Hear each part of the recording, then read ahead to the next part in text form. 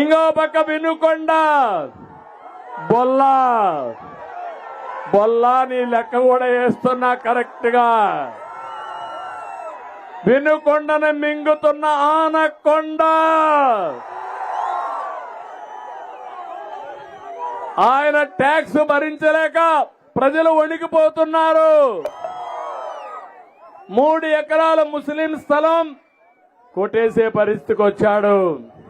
తెల్లపాడులో ఆర్య వయసుల భూమి 8 ఎకరాలు కబ్జా చేశాడు. అక్రమ భూపట్టాలు 100 ఎకరాలు 100 కోట్లతో చేశాడు. బ్రాహ్మణపల్లిలో 170 ఎకరాలు కాజేశాడు. కడాన పేదవాళ్ళకి ఇంటి జాగా కూడా ఈయన కొని బినామీల పేరు పెట్టి అందులో డబ్బులు కొట్టాడా లేదా ఈ పెద్ద మనిషి? గిట్టుబాటు ధర అడిగితే రైతులు చెప్తూ కొడతానంటావా నువ్వు? జైల్లో పెడతావా నువ్వు?